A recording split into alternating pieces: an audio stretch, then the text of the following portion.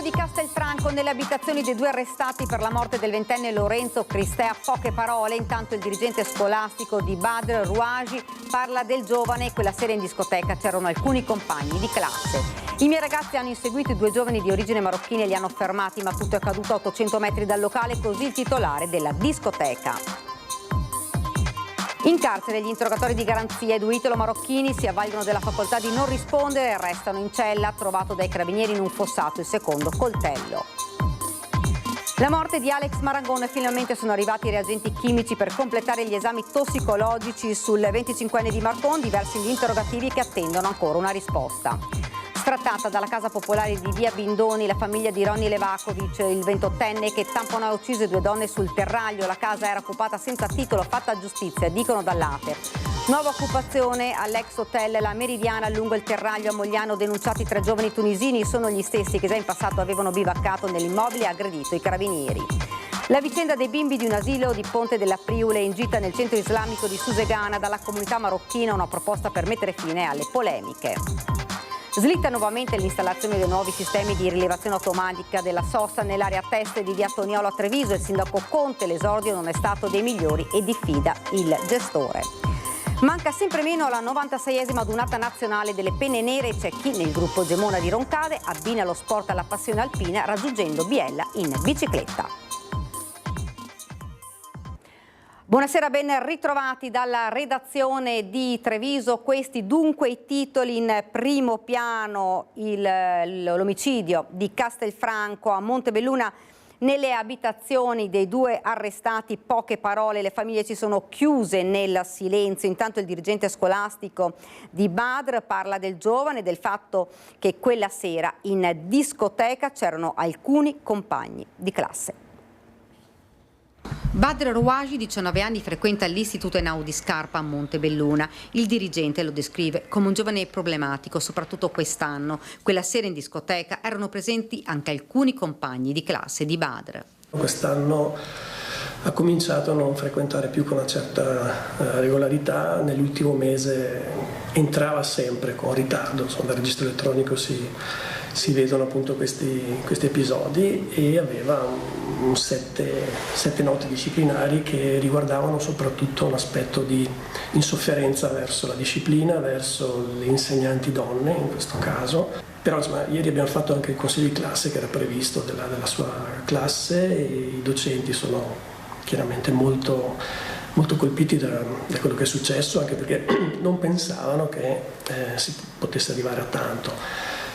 Anzi, sono andati a fondo della questione, hanno cercato di capire anche la dinamica di quello che era successo, visto che qualche ragazzo della stessa classe era presente quella sera alla discoteca, e quindi insomma un po' i racconti sono girati. Forse i compagni presenti in discoteca potranno chiarire, se possibile, cosa abbia scatenato tanta rabbia da portare Badr e Bennani ad aspettare fuori le vittime. Il 19enne è descritto come un ragazzo che fin da giovanissimo aveva più di qualche difficoltà. Badr era anche compagno di classe mia figlia alle medie, per cui in qualche modo insomma, abbiamo avuto modo di conoscerlo, di capire chi è. Diciamo che era un ragazzino già alle medie, come diceva mia figlia, arrabbiato, diciamo che faceva parte di quel gruppo di ragazzini di seconda generazione, stranieri di seconda generazione, che si trovava a dover in qualche modo lottare per integrarsi all'interno della classe. Nella classe ora la disperazione dei ragazzi. Nell'abitazione di Badr Rouaji nessuno ha voglia di parlare. Al citofono risponde un cugino del giovane. Poche parole. I genitori non ci sono, dice, ora hanno altro da pensare. I genitori stanno più male dei genitori che hanno avuto il morto, quindi in questo caso non mi sembra caso specialmente in questo momento che è abbastanza delicato. Poco distante alla casa dell'altro giovane arrestato con la medesima accusa, quella di Taha Bennani, 21 anni. I vicini parlano del ragazzo, increduli di fronte a tanta violenza. Tu quando lo vedevi un ragazzo tranquillo, non è... Un ragazzo tranquillo? Sì. E avete sentito invece? Lavora anche con suo fratello, quando lo conosco, sempre lavorato. Ogni tanto vi parlavate? No, salutiamo, basta che non parla. E di quanto è accaduto vi ha sconvolto un po' la cosa? Ho sentito oggi, proprio oggi, dalla sua cosa, quello che è successo. Cioè, mi sembrava strano, un bravo ragazzo. Non avreste mai detto, insomma? No. Ragazzi incensurati che mai avevano dato problemi fino a quel drammatico giorno quando sono arrivati in discoteca armati di coltello, poi un litigio all'interno del locale e la resa dei conti fuori nel parcheggio. E continuiamo a parlare dell'omicidio di Castelfranco, in carcere l'interrogatorio di garanzia dei 2 giovani italo-marocchini arrestati per la morte del 20enne di Tre Baseleghe Lorenzo Cristea, Badr Rouaji e Taha Benanni. Sono rimasti in silenzio, per loro confermato il carcere, trovato intanto in un fosso vicino al luogo dell'omicidio il secondo coltello. È durato pochi minuti l'interrogatorio davanti al giudice Marco Biagetti, al pubblico ministero Giulio Caprarola che coordina l'inchiesta sul delitto. I 2 giovani sono accusati di omicidio volontario aggravato, tentato omicidio, lesioni volontarie, rissa aggravata e porto di armi, nella fattispecie un coltello. Badr Rouaji, 19 anni, e Taha Benanni, 21, si sono avvalsi della facoltà di non rispondere. La complessità della situazione non ci consente di capire effettivamente come si siano svolti i fatti, visto appunto che vi sono parecchi soggetti e che si tratta di una situazione appunto non chiara ancora nella dinamica. Benanni, spiegano gli avvocati, è provato. Noi siamo fiduciosi circa la possibilità di dare una lettura adeguata alla vicenda così complicata, anche per quello che è successo prima rispetto all'accadimento di poi, perché è evidente che sono molto significativi da un punto di vista difensivo eventuali episodi di provocazione. I 2 ragazzi restano in carcere, mentre i carabinieri continuano le indagini per chiarire i contorni di questa tragedia. Intanto all'interno di un fosso in via Pagnana, poco distante dal parcheggio, dove sono stati fermati 2 soggetti arrestati, è stata trovata la seconda arma bianca. Si tratta di un coltello da cucina con una lama lunga 10 cm. L'oggetto, nascosto dalla vegetazione, è stato individuato grazie all'utilizzo di un metal detector. È stato sequestrato e sarà sottoposto ad accertamenti tecnici presso il RIS di Parma nei prossimi giorni. Mentre in queste ore vengono passati a setaccio i social alla ricerca di eventuali altri video. Non solo, ma si sta cercando di capire come i 2 arrestati, che non hanno la patente, abbiano raggiunto la discoteca Playa Beach Club di Castelfranco Veneto. È chiaro che è un po' inverosimile che siano arrivati a piedi in quel luogo, ma non è escluso, quindi non possiamo escluderlo a priori. Al momento non abbiamo trovato mezzi di locomozione che potessero giustificare o potessero, come dire, fare in modo di farci capire che loro sono arrivati con quel mezzo lì. L'aggressione è avvenuta nel parcheggio, 3 fendenti inferti a Lorenzo Cristea, addirittura 6, di cui uno potenzialmente mortale, ad Alessandro Bortolami, il 22enne di Zero Branco, rimasto per 2 giorni in pericolo di vita e che è stato trasferito in queste ore nel reparto di chirurgia all'ospedale di Castelfranco. Fondamentale è il video in mano alla procura consegnato da un automobilista di passaggio. Immagini che cristallizzano quei momenti tragici. Tutto quello che da un punto di vista investigativo e poi chiaramente probatorio può essere utile, noi siamo qui per accoglierlo, quindi chiunque dovesse avere video, foto, qualcosa che ci dia la possibilità di fare ancora più luce su questo fatto è pregato appunto di consegnarceli. I miei ragazzi hanno inseguito i 2 giovani di origine marocchina e li hanno fermati, ma tutto è accaduto a 800 metri dal locale. Così il titolare della discoteca Playa Beach Club, intervistato da Nicola Marcato. Il locale rimarrà chiuso fino al funerale. Per noi era impossibile proprio intervenire. Fortunatamente siamo stati avvisati da un passante, che è quello che ha dato anche i filmati ai carabinieri, che ci ha chiamato dicendoci si stanno azzuffando. I nostri ragazzi sono partiti in 3 su una macchina, 3/4, e sono partiti, sono andati su a 800 metri a cercare di sistemare questo, perché nessuno mai pensava di trovare quello che si è trovato davanti, penso, i miei ragazzi. Quando sono arrivati sul posto i bodyguard, i ragazzi aggrediti erano saliti sulle auto per portarsi in ospedale, dove poi è morto Lorenzo Cristea, 20 anni, di Tre Baseleghe. Tutto è iniziato all'interno del locale, dove, spiega il titolare, c'era stata una discussione. Non sono neanche arrivati ad zuffa, si sono solo a parole, e penso che non eravamo pronti nessuno a niente, perché non c'era nessun presagio. Sono stati portati fuori, allontanati, sì, andiamo via, andiamo a Jesolo, andiamo a fare un giro a Jesolo, e sono andati via. Basta, e dopo ci siamo trovati con questa situazione sul più tardi. Ma i ragazzi, Badr e Bennani, non si sono allontanati di molto, sono rimasti lì ad attendere l'uscita dell'altro gruppo. Dopo la tragedia, i due sono fuggiti, inseguiti dai bodyguard. Mi dicono che si erano nascosti in mezzo dei cerchi in baita al lago, dentro la baita al lago, ecco, si erano nascosti, dentro un parcheggio interno della baita al lago. I nostri ragazzi sono andati torno fino a che li hanno trovati. Sulla questione del coltello il titolare precisa che tutti i giovani vengono controllati all'entrata. Usiamo un metal detector all'ingresso, facciamo spogliare tutti quanti, tirare fuori dalle tasche quello che hanno, partono dai piedi, vanno fino a sopra con il metal detector e le ragazze facciamo aprire le borse e controllarle. Rimane da capire dove i due arrestati abbiano preso i coltelli o dove li avessero custoditi fino al momento della tragedia.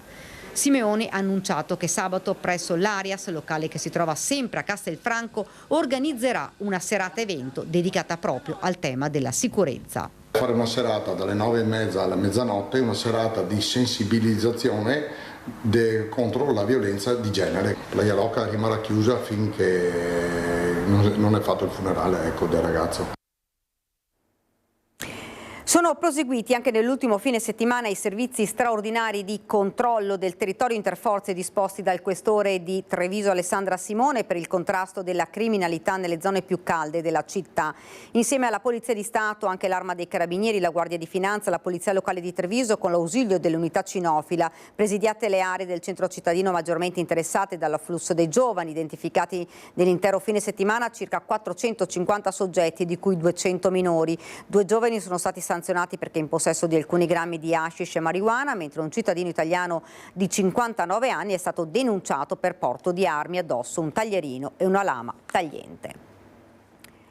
Ed ora torniamo a parlare della morte di Alex Marangon a Vidor. Finalmente sono arrivati i reagenti chimici per completare gli esami tossicologici sul 25enne di Marcon, diversi gli interrogativi che attendono ancora una risposta.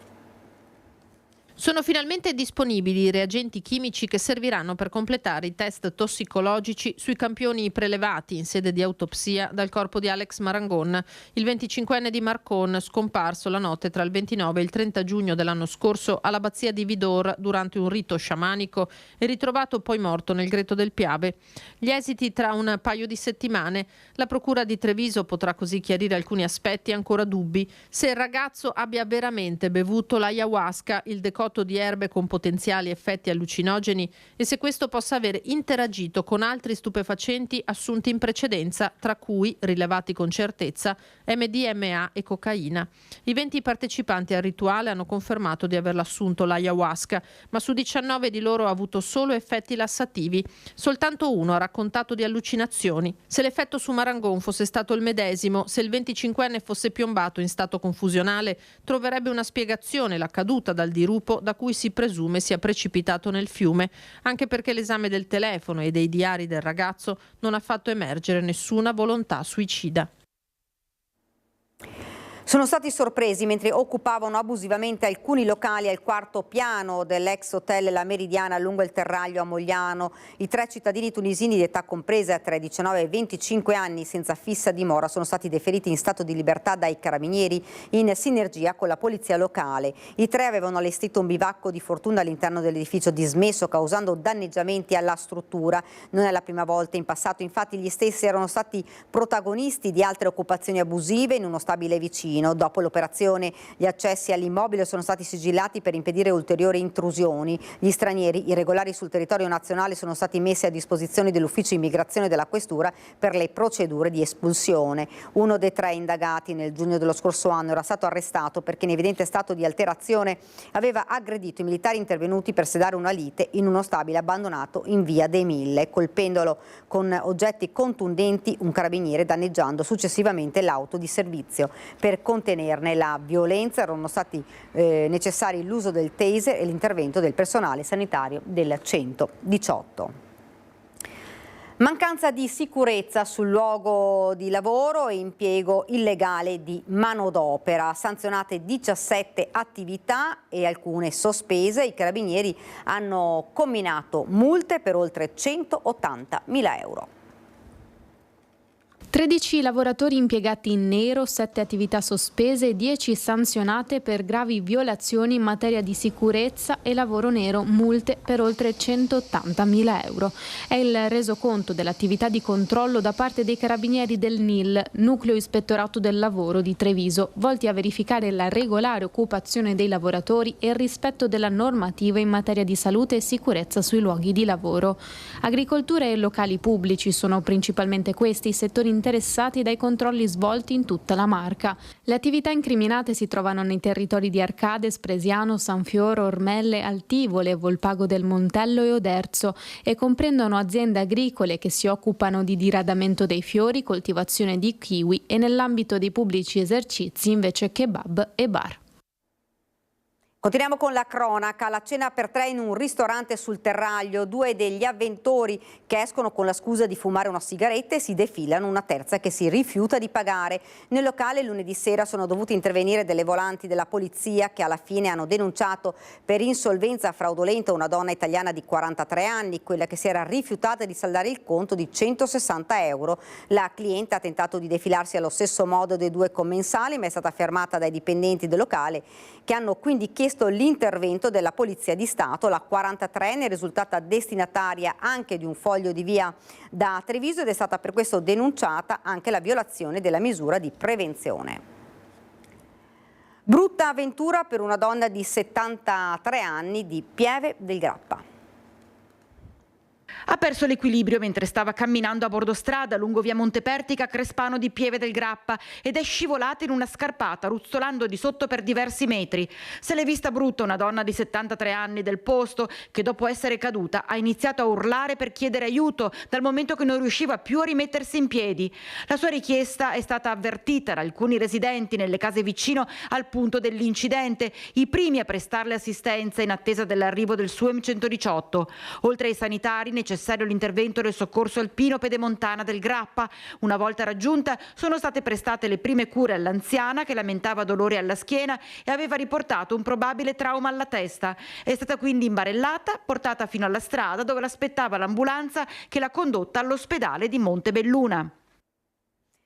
Questa mattina è stato effettuato lo sfratto esecutivo del proprio alloggio Ater, attualmente occupato senza titolo dalla moglie di Ronny Levakovic, l'uomo che nel 2022 con la sua auto lungo il Terraglio a Preganziol tamponò la vettura con a bordo 2 donne rimaste uccise nell'impatto. Quello di oggi è il terzo accesso effettuato insieme all'ufficiale giudiziario insieme ai 4 agenti della Questura di Treviso. Su segnalazione di Ater Treviso, per diverse evidenze al nucleo familiare non era stata più rinnovata l'emergenza abitativa da parte del Comune di Treviso, ma attualmente lo occupava ancora senza autorizzazione. Quando si parla di sfratti non lo si fa mai serenamente, questa volta però siamo certi di aver fatto giustizia. Il commento di Mauro D'Alziglio, presidente di Ater Treviso, tralasciando tutte le vicende che ben conosciamo e che hanno portato Levakovic attualmente agli arresti domiciliari in un altro domicilio. Sappiamo bene che questo nucleo familiare non aveva alcun titolo per abitare in un alloggio popolare e che la loro presenza, conclude D'Alziglio, era da sola un'offesa a chi ha davvero bisogno di una casa. Ed ora torniamo a parlare della vicenda dei bimbi di un asilo di Ponte della Priula in gita nel centro islamico di Susegana. Dalla comunità marocchina una proposta per mettere fine alle polemiche.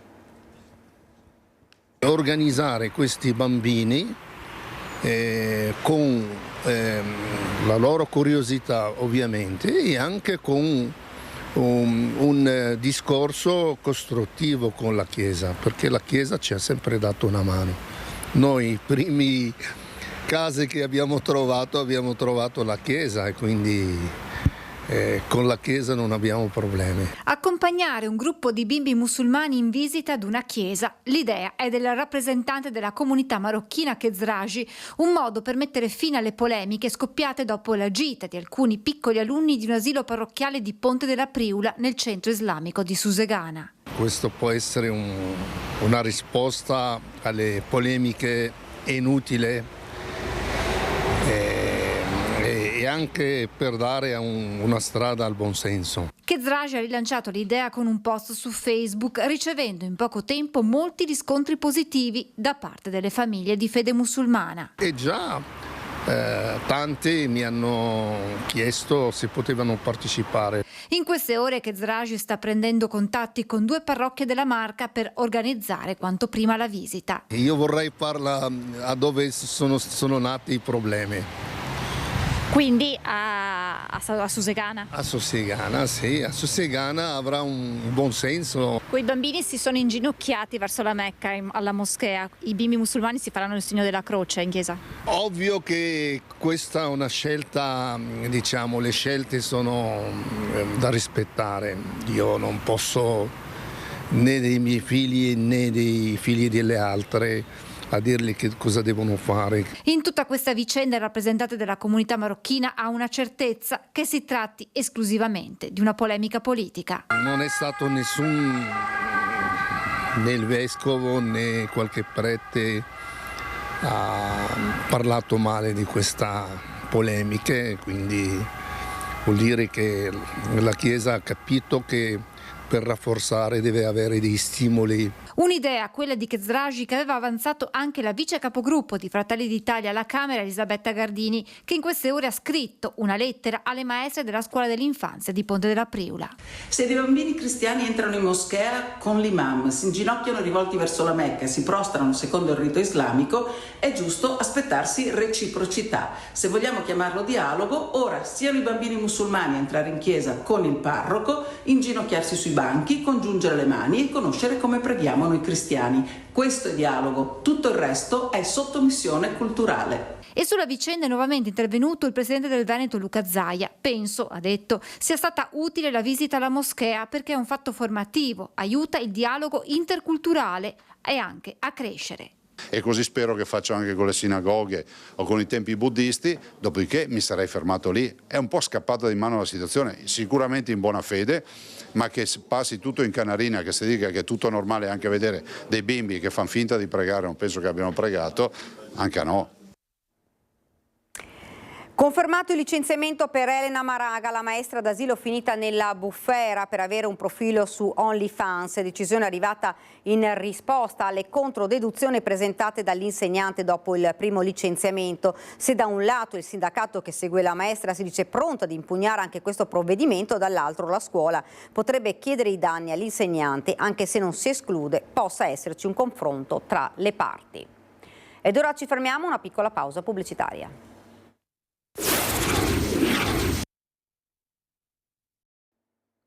Rieccoci nuovamente in studio. Di quale verità si nasconda dietro le uscite dal monastero di clausura di Vittorio Veneto se ne è parlato a Ring con chi conosce segreti e movimenti interni al luogo religioso. Da un lato le speculazioni per la vendita dell'immobile, dall'altro le sorelle fuggitive riunite in una nuova associazione religiosa e non sono escluse altre deiezioni. Le suore rimaste sono 11 più la badessa e almeno 3 o 4 di queste sono anziane e anche alcune in ottima salute. Mi domando come faranno a mandare avanti questa attività. Un processo lento che negli anni si andrà a consumare e che di fatto farà chiudere il monastero più che un magheggio architettato per pura volontà di vendita. Quello delle sorelle invece forse un tentativo di innescare l'inesorabilità di una decisione già presa a monte, quella di vendere l'immobile. A Ring è intervenuto chi il monastero di Santi Gervasio e Protasio lo segue da tempo e ne conosce segreti e movimenti. A mio parere c'è un abuso d'autorità. L'abuso d'autorità si configura quando le norme o le prassi prevedono una cosa e in realtà poi si agisce in modo diverso. Dovrebbe essere imminente l'uscita della settima, Suor Pietra, che aveva già annunciato la sua volontà di andarsene, ma si è trattenuta in monastero per ultimare dei lavori che non poteva lasciare incompleti, ma non si escludono altre uscite. Che ce ne siano di altre, questo è da vedere perché poi non è detta l'ultima parola. Sullo sfondo l'uscita di scena di Suor Aline Pereira, seguita da altre 6 sorelle e il conseguente commissariamento nelle mani della badessa 81enne Marta Driscoll, nominata da Mauro Lepori, abate generale dell'ordine cistercense. C'è la paura di non avere il controllo sulla sulla comunità, no? Quindi un'autonomia che appunto, come ha detto anche lo stesso Lepori in diverse occasioni, rischia appunto di far sfuggire queste donne dal controllo, e questa è una pratica che si è ripetuta in tante altre realtà. Purtroppo San Giacomo non è l'unica. Da un lato dunque il monastero ormai semivuoto, popolato di sorelle in età avanzate che già con 26 monache faceva fatica ad autosostenersi, dall'altro un nuovo mondo fuori, con l'associazione religiosa delle suore cosiddette fuggitive ora ospitate in un luogo segreto che nelle prossime ore potrà essere svelato, con la possibilità che si istituisca un nuovo monastero. Ed ora andiamo a Treviso, inizialmente previsto tra martedì e giovedì. A causa del maltempo slitta domani l'inizio dell'intervento per l'installazione dei nuovi sistemi di rilevazione automatica della sosta nell'area test di via Toniolo a Treviso. Nel pomeriggio sono stati installati nuovi cartelli che indicano il divieto di sosta negli stalli blu lungo la strada l'8 e il 9 maggio e sui lavori interviene il sindaco Mario Conte. L'avvio della sperimentazione, al netto del rinvio per maltempo, deve partire in tempi brevi perché l'esordio non è stato dei migliori. E non solo, oltre alla sostanza, continua il primo cittadino, voglio anche una forma corretta in linea con gli standard di una città capoluogo. Ho visto una cartellonistica installata dallo stesso gestore per annunciare il rinvio che considero inadeguata. Il gestore della sosta deve garantire un servizio efficiente alla cittadinanza in tempi rapidi senza rinvii, altrimenti, conclude Mario Conte, prenderemo provvedimenti. La Giunta Comunale di Treviso ha approvato la delibera per la valorizzazione e la rifunzionalizzazione di Palazzo Moretti nel cuore del centro storico di Treviso. L'immobile ospiterà la nuova casa della comunità dell'ULSS 2. L'intervento è parte integrante del PNRR, in particolare della missione 6 Salute, che prevede il potenziamento della rete territoriale di assistenza sanitaria con un focus su prevenzione, prossimità e presa in carico della cronicità. Sabato 10 e domenica 11 maggio a Treviso ospita la prima edizione del Festival letterario Equilibri di Famiglia. È vero che c'è un disagio giovanile, ma c'è un problema proprio di adultità. C'è un problema proprio di maternità, c'è un problema di paternità, c'è un problema di adulti e quindi noi dobbiamo preoccuparci sia dei bambini sia dei giovani, ma soprattutto degli adulti. Nel fine settimana a Treviso arriva la prima edizione del Festival Equilibri di Famiglia, unico nel suo genere in Italia, che attraverso i libri intende dare una lettura approfondita della contemporaneità, esaminando gli aspetti che riguardano la genitorialità, l'educazione e appunto il bullismo e il disagio giovanile, quanto mai d'attualità, guardando anche alle cronache locali. Una a 2 giorni promossa dall'Associazione Famiglie 2000 e Libreria Ubic di Treviso, che punta ad allargare l'anno prossimo il proprio cartellone di eventi e che vedrà scrittori, psicologi, pedagogisti spiegare le relazioni e gli equilibri non sempre facili all'interno delle famiglie. C'è bisogno di un festival perché c'è bisogno di fare cultura della famiglia. Società che cambiano e con loro anche i nuclei familiari, come spiegherà durante la sua relazione il responsabile scientifico del festival. Le coppie senza figli, di cui a un breve lasso di tempo,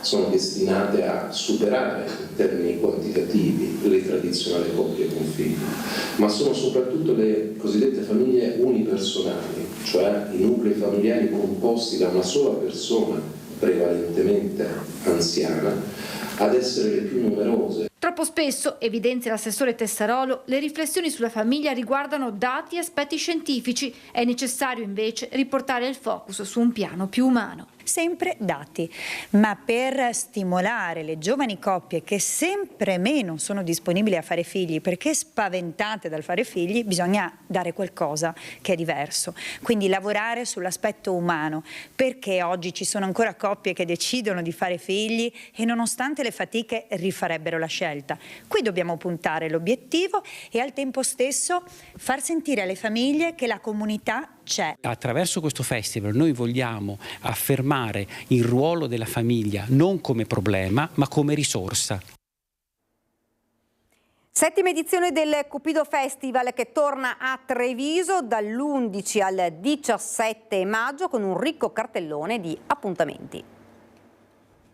Purtroppo è un momento storico in cui la politica mondiale, oserei dire, sta prendendo una piega per cui alcune libertà, alcuni diritti vengono messi in discussione, e quindi un festival del genere serve anche per mantenere vivo l'interesse sulle libertà e i diritti e ricordarci che bisogna sempre combattere per le proprie libertà e per i propri diritti. Torna con la sua 7ª edizione il Cupido Treviso Equality Festival, organizzato dal coordinamento LGBTE di Treviso. Cortometraggi, libri, mostre, spettacoli per promuovere i diritti della comunità LGBTQIA+, e combattere le discriminazioni presenti anche nella nostra società. Discriminazioni che possono manifestarsi ancora oggi con insulti o frasi denigratorie scritte sui muri delle città, ma che possono avere anche altre forme. Possiamo parlare forse di violenza psicologica, più di violenza psicologica, e soprattutto magari all'interno delle famiglie, con i giovani magari che decidono di dire ai propri genitori che hanno magari un orientamento sessuale diverso e che non vengono compresi dai propri genitori. Vi arrivano racconti di questo genere? Sì, purtroppo sì, ci arrivano ancora racconti di questo genere che non dovrebbero più arrivare. Un'attenzione particolare ai temi delle fragilità, della sessualità, del linguaggio, della creatività, della partecipazione attiva saranno centrali nel calendario di appuntamenti diffusi in tutta la città, con l'obiettivo di avvicinare più persone possibili. Il nostro festival è un festival inclusivo, aperto a tutti. Chi vuole partecipare è benvenuto o benvenuta, e l'idea è un po' quella che le nostre tematiche non siano presenti solo in alcuni tratti, ma sempre nella nostra quotidianità, nella vita reale. E il coordinamento LGBTE di Treviso è pronto a riproporre un'idea nata qualche tempo fa, quella di dipingere con colori diversi i gradini di una scalinata di Treviso per sensibilizzare su temi oggi centrali. C'è in questo momento una crisi nei giovani, una crisi proprio anche identitaria, ma anche proprio di principi e di valori. Una scala colorata in cui fossero semplicemente scritti alcuni valori universali, secondo me non può far male, ma potrebbe solo far bene. Ed ora veniamo agli alpini. Manca sempre meno alla 96esima adunata degli alpini e c'è chi tra il gruppo di Roncade sta raggiungendo Biella in bicicletta. Ciao ragazzi, buondì. Sto ultimando allora il tracciato, gli ultimi 20 km di questi 160 per Villafranca. Sto arrivando col sole. Panorama fantastico di questa Treviso Ostiglia che mi porta proprio a destinazione. Da Roncade a Biella per la 96esima adunata nazionale degli alpini, Paolo Graziani del gruppo Alpini Gemona del Paese è partito in sella alla sua 2 ruote in direzione raduno, sfidando ogni tipo di clima, dal caldo alla pioggia al freddo di questi giorni. Un tratto, come vedete, di una ex ferrovia della prima e della seconda guerra mondiale, che poi fu bombardata, piena di stazioncine, una figata proprio. Dura perché, a parte che non sono ancora arrivato, ma è tutta una spacca gambe. Ma la tenacia alpina scorre nelle vene, l'obiettivo diventa sempre più vicino. Prima tappa fatta, acqua, qua sta il sole, ma prima tanta acqua, dopo vento per asciugarsi bene, dopo acqua ancora, con bici, qua vedete, condizioni da campestri, insomma, quindi vabbè, comunque dai, fatta, ciao, a domani per l'altra tappa, un abbraccio, ciao ciao. Le penne nere del Veneto pronte per la 96esima adunata nazionale di Biella, una grande festa che Antenna 3 come sempre vi racconterà in diretta già da venerdì, primo giorno della grande festa. Sabato si entrerà nel vivo, i collegamenti con i nostri inviati per tutti gli eventi della giornata. Alle 21 una prima serata dedicata agli alpini, poi domenica la giornata clou diretta dalle 7:30 del mattino e per tutto il giorno il racconto dello sfilamento delle 80.000 penne nere fino al passaggio della Stecca. Ed ora siamo arrivati alla nostra pagina da Belluno e provincia.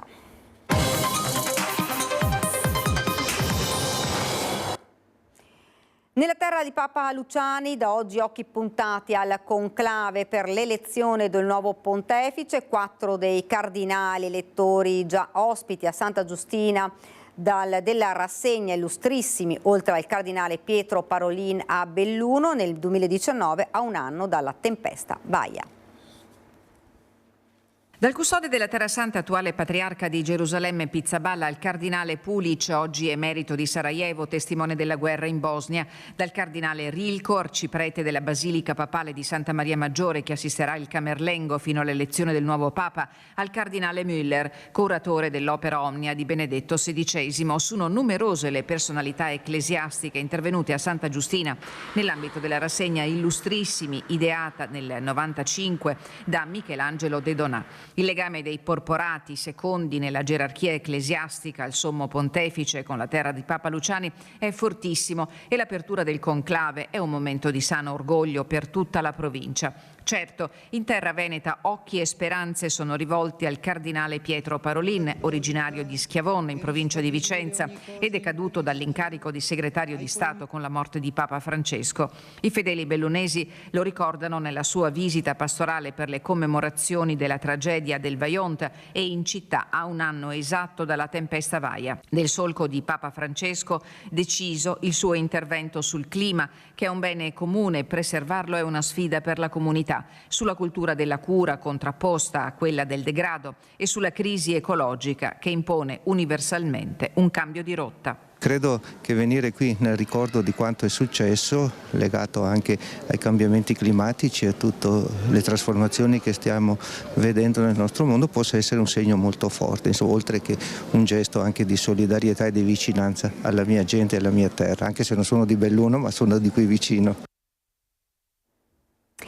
Parliamo dei conti della Fondazione Teatri delle Dolomiti, che ha redatto il previsionale 2025. Nel documento si stima un utile di 26.000 euro. Al Comune è chiesta un'integrazione per far fronte al centro di costo in perdita del Museo Fulcis.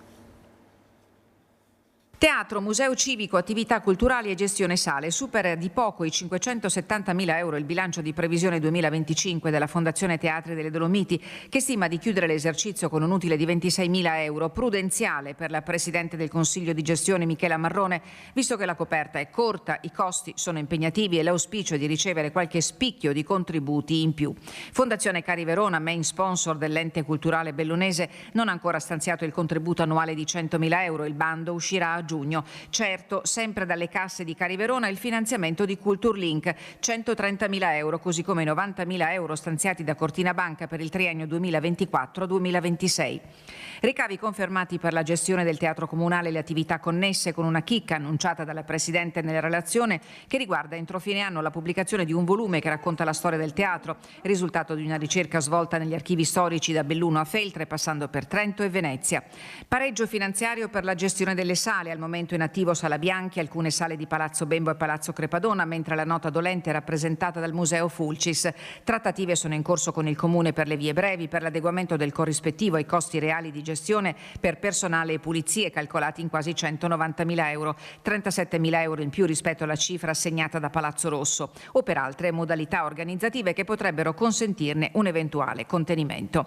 Valutazioni che debbono essere tempestive, suggerisce nella sua relazione la revisora dei conti, che ritiene comunque necessario mantenere un dialogo con il Comune di Belluno, socio unico, per individuare modalità strategiche e operative per garantire all'ente l'equilibrio del bilancio negli esercizi futuri, in attesa della modifica dello Statuto, che a questo punto potrebbe rappresentare una boccata d'ossigeno anche per i conti della Fondazione.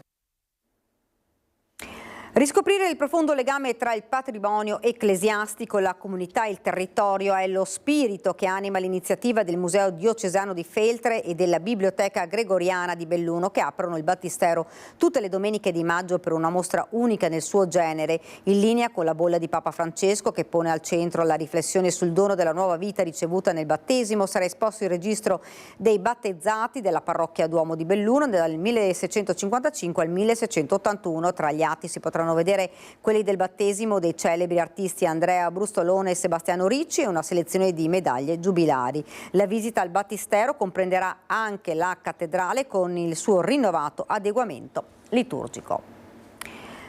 Palazzo Rosso affida la cura del verde alle aziende agricole del territorio, una vera e propria rivoluzione per agevolare la gestione di un bene comune. Poco più di 1.200.000 euro in 3 anni, 8 aziende agricole in campo per sfalci e potature siepi nel territorio suddiviso in 10 lotti. Si annuncia come una vera e propria rivoluzione la decisione di Palazzo Rosso di affidare in modo diretto la cura del verde a chi opera nel territorio comunale e ne riconosce le necessità. Il sindaco Oscar De Pellegrini e l'assessore ai lavori pubblici Franco Rocon hanno presentato l'accordo sottoscritto fra privati e comune grazie alla collaborazione delle associazioni di categoria Coldiretti, CIA e Confagricoltura. Uno sforzo che valorizza le aziende agricole locali e dall'altro snellisce la burocrazia. Dividere la città in un puzzle di 10 pezzi e metterli assieme e poi a ognuno a questo pezzo dare la propria responsabilità di esecuzione delle opere è stato un lavoro bellissimo. Gli operatori hanno aderito alla convenzione con slancio. A ciascuna azienda saranno destinati pressappoco 40.000 euro l'anno in 2 tranche a luglio e ottobre e gli interventi si svolgeranno sotto la diretta guida degli uffici comunali preposti. Sfalceranno i cigli, sistemeranno il verde dei parchi, sistemeranno anche le siepi, le cosiddette siepi che danno molto fastidio soprattutto alle auto o ai mezzi furgonati. Quindi avranno questa attenzione. Questo progetto che abbiamo messo giù sarà rimodellabile. L'auspicio è che altre amministrazioni possano prendere spunto dal progetto che nasce tra le pieghe della legislazione vigente, ha spiegato Michele Nenze per Coldiretti Belluno, a patto che l'attività non sia prevalente. Mi auguro veramente che sia preso di esempio e magari anche altri comuni possano così ampliare questa opportunità. È anche un modo per snellire la burocrazia che soffoca gli enti locali. Ma sicuramente, perché gli uffici tutti gli anni devono fare appalti su appalti e appalti europei e quindi qui è veramente difficile stare dietro a tutto. Credo che questo vada a diminuire la parte burocratica ma evidenziare le nostre aziende, che io credo sia anche sinonimo di garanzia. Ed è davvero tutto per questa edizione del nostro telegiornale. Ora la sigla, poi le previsioni del tempo. Grazie davvero per averci seguito. Buonasera.